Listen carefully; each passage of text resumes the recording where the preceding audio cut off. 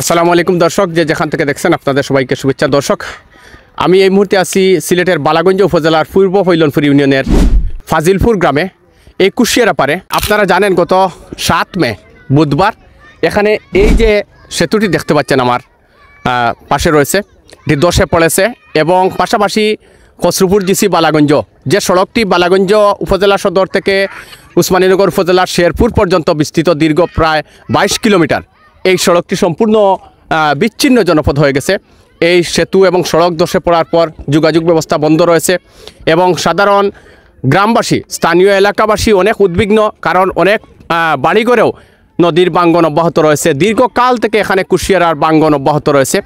এই নদী বাঙ্গন, এই সেতু ধসে পড়ার বিষয়টি জেনে সিলেট জেলা বিএনপির সভাপতি আলহাজ আব্দুল কাইম চৌধুরী তিনি পরিদর্শনে এসেছেন। তার সাথে রয়েছেন সিলেট জেলা বিএনপি, বালাগঞ্জ উপজেলা বিএনপি অঙ্গ সহযোগী সংগঠনের নেতৃবৃন্দ।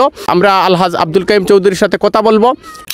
এই নদী ভাঙ্গনের কারণে এই এলাকার মানুষ সাংঘাতিক ক্ষতিগ্রস্ত হয়েছে।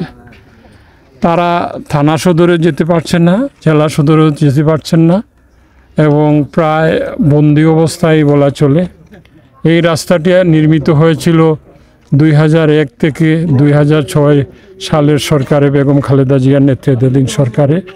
জনাব জায়াম সাইফুর রহমান, যিনি উন্নয়নের এই অঞ্চলের সব জায়গায় ওনার হস্তক্ষেপ ছিল, সেই সময় এই এলাকার সংসদ সদস্য ছিলেন জননেতা এম ইলিয়াস আলী, যিনি আমাদের মধ্যে আজকে গুম হিসাবে অনুপস্থিত। সেই ইলিয়াস আলী সাহেব এই রাস্তাটি নির্মিত করেছিলেন। এই রাস্তার সাথে আবার সংযুক্ত আছে ফেঞ্চুগঞ্জের 15 কিলোমিটার। ওই অংশটুকু আমার প্রচেষ্টায় এবং এই অংশটুকু ইলিয়াস আলীর প্রচেষ্টায় নির্মিত হয়েছিল। মানুষ এই অঞ্চলের আগে যাতায়াত করত নৌকায়।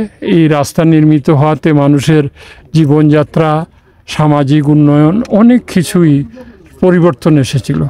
কিন্তু এই রাস্তা ভাঙ্গনের পরে আবার সেই অমাবস্যা নেমে এসেছে এই অঞ্চলের মানুষের কাছে।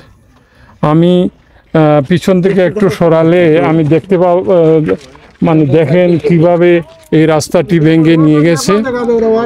এই পাশে আমরা যদিও সিলেট জেলার বালাগঞ্জ উপজেলায় আমরা কথা বলছি, যে গ্রামগুলো পিছনে নদীর ওই পাশে দেখছি সেটি হচ্ছে মৌলভীবাজার উপজেলার রাজনগর উপজেলার ফতেপুর, ওই পাশে মনুমুখ মৌলভীবাজার সদরের আখাইলকুড়া ইউনিয়ন।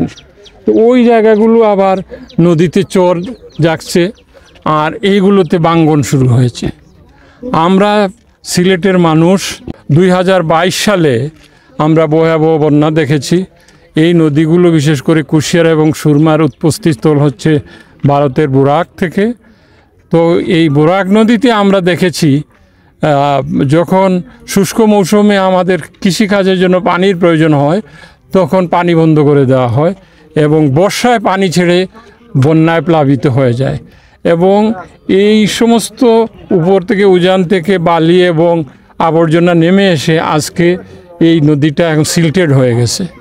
এখন আমাদের প্রয়োজন নদী খনন এবং সর্বোপরি আজকে যে উদ্দেশ্য নিয়ে আমি এইখানে এসেছি যে এই জায়গাটুকু মেরামত করা এবং এইখানে প্রায় 2 কিলোমিটার যে রাস্তা ভাঙ্গন হয়েছে, এই জায়গাটুকু যদি পানি উন্নয়ন বোর্ড মানে কোনো প্রকল্প না গ্রহণ করে তাহলে এই রাস্তাকে আর মেরামত করা যাবে না।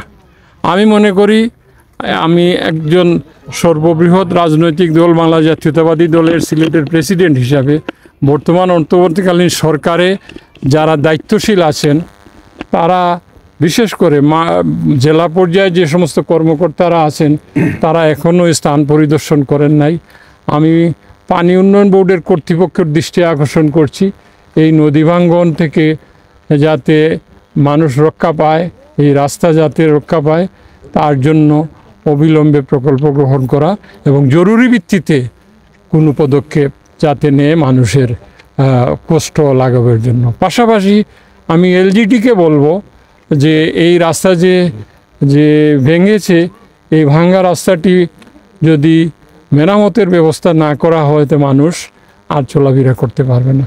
এই জন্য সরকারের এই 2 সংস্থা এবং সরকারের সর্বোচ্চ পর্যায়ে স্থানীয় সরকার উপদেষ্টা, পানি উন্নয়ন বোর্ডের যিনি বন্যা নিয়ন্ত্রণ মন্ত্রণালয়ের উপদেষ্টা, ওনারা যাতে এই বিষয়গুলো নিয়ে হস্তক্ষেপ করেন, এই হস্তক্ষেপের জন্য আমি তাদের কাছে জোর দাবি জানাচ্ছি।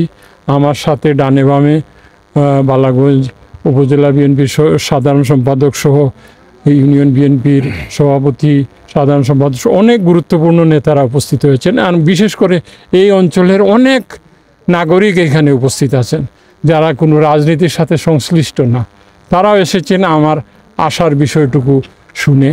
আমি এই সরকারের সংস্থাগুলোকে আমি অনুরোধ জানাবো যে অবিলম্বে যাতে এই মেরামতের কাজটি করেন। ধন্যবাদ। আমাদের সিলেট জেলা বিএনপির সম্মানিত সভাপতি জনাব আলহাজ আব্দুল কাইম চৌধুরী সাহেব আজকের এই দুর্ঘটনাস্থল পরিদর্শন করেছেন। রাক্ষসী বয়াল থাবায় ক্ষত বিক্ষত হয়েছে আমাদের এই রাস্তা। শুধু এই পূর্ব ফৈলনপুর ফাজিলপুর গ্রামের নয়, পূর্ব গরিপুর থেকে শুরু করে এই কুশিয়ারার নিকটবর্তী দুইটি ইউনিয়ন পূর্ব গরিপুর এবং পূর্ব ফৈলনপুর, আজকে যে আপনারা দেখতেছেন, যে বা যারা লাইভে দেখতেছেন, আজকের এই অবস্থা দেখে ছুটে এসেছেন আমাদের প্রিয় আব্দুল কাইম চৌধুরী, সিলেট জেলা বিএনপির সম্মানিত সভাপতি।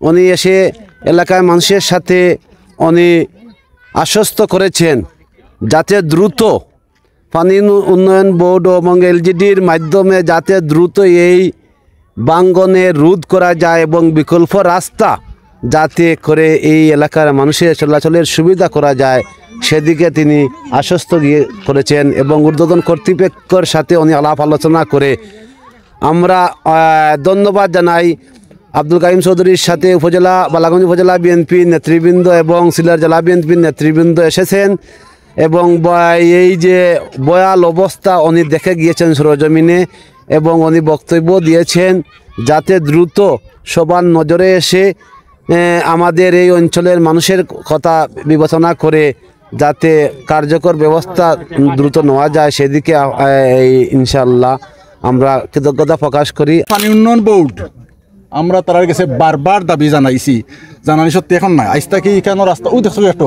ও দেখাই একটু ওর সামনে একটু রাস্তা ভাঙ্গা আছে। যখন রাস্তা ভাঙছে তখনও আমরা জোর দাবি তারা জানাইছি যে আপনারা খালি শুধু এখানো ওই যে তারা কিছু জিওসি ব্যাগ ফেলাইছে, আমরা তখন চাইছিলাম যে এখানটা কি আর শুরু করিয়া আপনারা অন্তত এই যে ভাঙছে ওখান পর্যন্ত যদি কিছু ব্যাগ ফেলাই দিন, কিছু বস্তা ফেলাই দিন, তাহলে আমার বিশ্বাস যে এখানে নদী আর ভাঙতো নাই, বাংলাও অন্তত রাস্তাটা থাকবো। কিন্তু পানি উন্নয়ন বোর্ড আসলে সত্যিকার অতি দায়িত্ব নিছে না। সামথিং যে মনে করো কেন 600-700 বস্তা ফেলাইছে। তাইলে পানি উন্নয়ন বোর্ডের উপরে আপনার অবজেকশন আছে? আমার অবজেকশন, গাফিলতি আছে, ওটাও আমার বিষয় হলো আমরা বারবার দাবি জানাইছি পানি উন্নয়ন বোর্ডের কাছে।